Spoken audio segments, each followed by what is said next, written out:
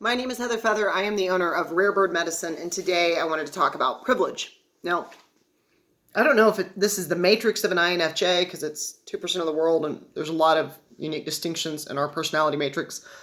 I'm not sure if it's the distinction of being a shaman, and I'm not sure if it's just the distinction of specifically being Heather Feather.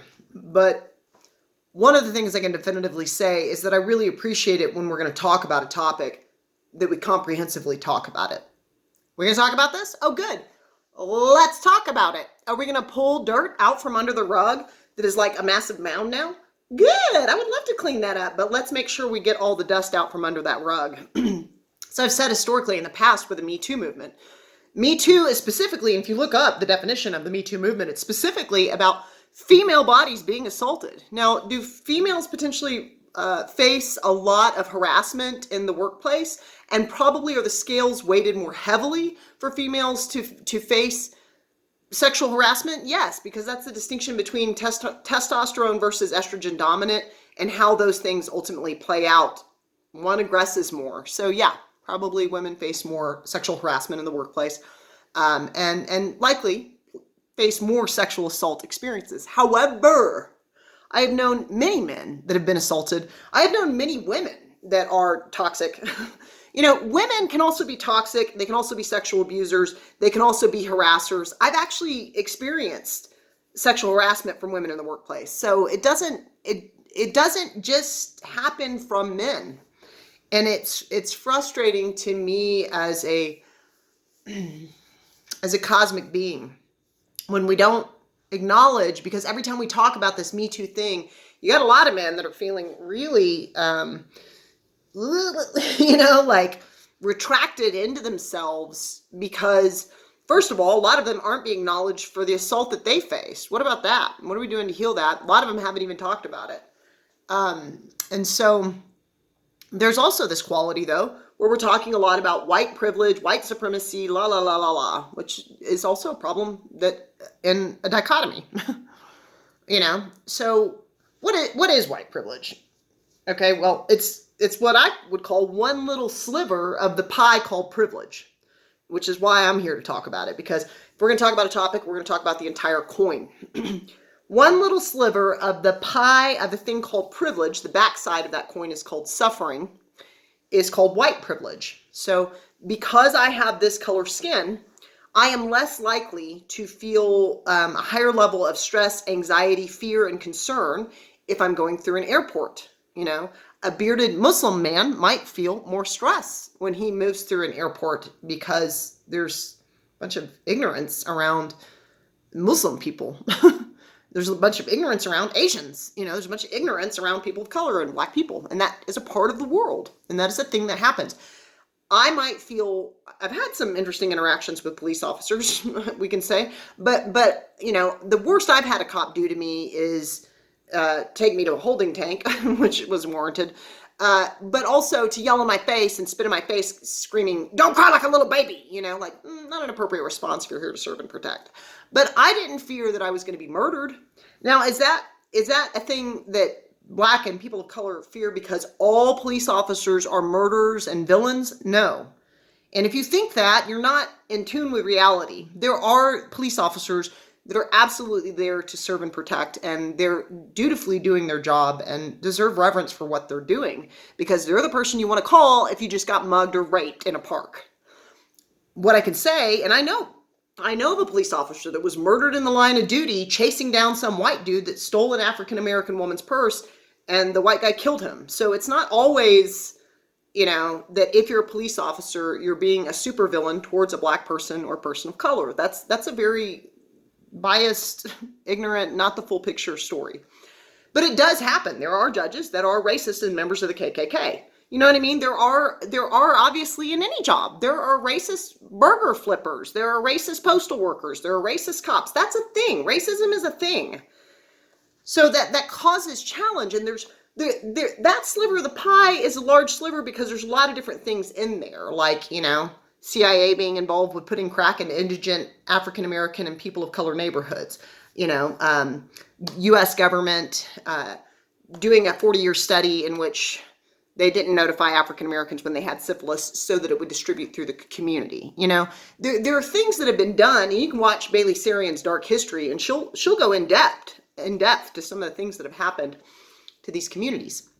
And it's tragic because there's a lot of suffering that comes from having the privilege in that era. If I was a white person, I might be told if I had syphilis, but if I was an African American, I wouldn't be told. Well, that's something that's helpful to know because it was absolutely treatable in the time. And so that's actually like extending suffering into a bloodline. So I'll leave that to Bailey Sarian. Her show Dark History is really great and really informative about looking at some of those aspects of white privilege. What I want to say is that privilege is something that all two-leggeds experience. And that's an important thing to note. Also, suffering, the other side of the coin of privilege is suffering. Suffering is something that all two-leggeds experience. So, first of all, I find it, and you probably have the privilege, and you may even agree and believe in a YOLO situation. You only live once. So if you're atheist, you only live once because you have no soul. If you are any religion, most of those are YOLOers. You only live once. A lot of them have a very judgmental God, so I don't understand how something more intelligent than me would be judgmental. But to each their own. You do you, boo-boo. So if you have a YOLO concept, then that means that all I'm ever going to be is a white woman. So I come with whatever my given privileges are and whatever my given disadvantages are. I don't believe that. I believe we are all cultures, all genders. We all get to be a little person. We all get to be handicapped. We all get to have autism. We all get to have cerebral palsy. It is why the golden rule is golden and reflected in almost all religions, and you should do unto others as you would have them do unto you, because you literally have been everyone. So we're a little addicted to being the labels that we hold in our given flesh costume because we're indoctrinated into a YOLO culture, and that's a privilege if you're a YOLOer that you get to be a part of that I'm not a part of. I have to constantly be mindful of like, am I going to speak to my matrix on this, or am I going to let this conversation fall away because I'm not here to change your mind, you know? But I don't believe I'm just a white woman. I think that's kind of the point of having a lot of people come through talking about labels and pronouns, because we're not the box we are placed in a given lifetime. When we're talking about privilege and we're talking about suffering, let's go next level. Have you seen on Gaia television? If not, I highly recommend just get it for a month. Just check it out. David Icke's Escape the Matrix. Okay, if you watch David Icke's Escape the Matrix, and he even talks about, I've studied quantum physics for a long time. There are quantum physicists that talk about it's viable that this is a simulation. Your holographic Earth experience, I talk about this being a hologram all the time. But the question is the hologram, is it a simulation, or is the hologram resultant of consciousness influencing a paradigm? There's a lot of, that's a whole nother, that'd be like an hour-long talk. We don't have time to get into all that. What I can say is one of the things David Icke presents is NASA. There are people at NASA that have recently reported that they're finding binary in the universe, and they're finding error system logs, which is indicative of this being a program. And he has a brilliant concept around anything is possible, so therefore going past the speed of light should be possible, but maybe speed of light is the confines of the simulation you find yourself in. So if you study David Icke, Escape the Matrix, everyone at the top of the pyramid is privileged and everyone underneath is suffering. Because you through technology devices, which you're using right now, your brain is being programmed and conditioned to operate as the top of the pyramid, or the 1% would have you operate. Now, is everybody, as you move up the pyramid, super villainous? No, there's unconscious behavior in a lot of two-leggeds. But there are a lot of secret societies and secret groups. You can watch the movie Bilderberg. You can watch Zeitgeist. You can watch Zeitgeist Addendum. Zeitgeist and Zeitgeist Addendum are free on YouTube. Bilderberg, the movie, I'm not sure what it's on. But on Gaia TV, you can watch David Icke Escape the Matrix. Just put some of that in your consciousness for a little bit. And what you'll see is that everyone's suffering. Like, there's not a lot of privilege, you know?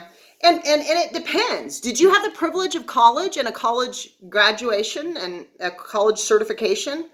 Congratulations. I didn't have that privilege. Both parents were dead by the time I was 24.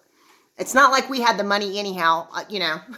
for me to have a college education. My mom had to raise 3 kids on her own after daddy drowned when I was a baby. So did you have that privilege? And are you a person of color? Well, congratulations. So we act like privilege is something, is this slice called the effect of white privilege on people of color and Black lives and the murdered and missing indigenous women, MMIW? Is that effect of white privilege a problem? Yes.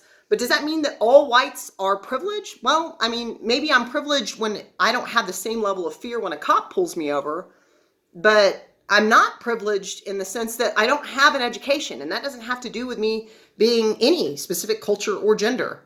It has to do with green privilege, financial privilege. So privilege is a tricky topic because, first of all, everyone has privilege.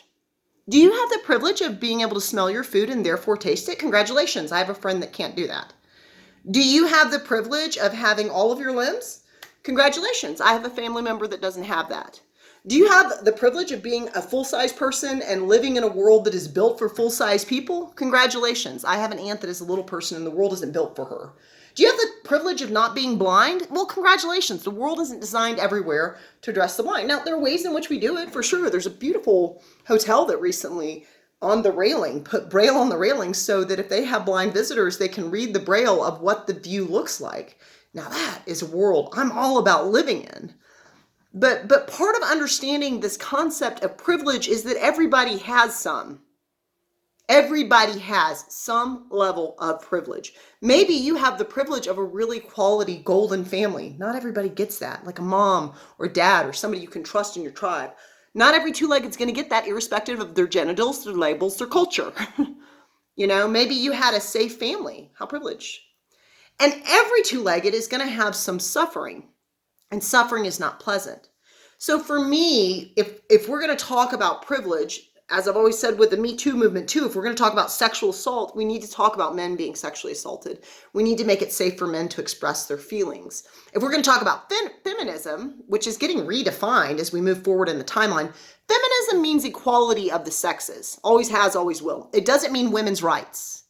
Doesn't mean that, never has. Equality of the sexes may mean that women get paid more and get treated with more reverence when they're speaking, you know.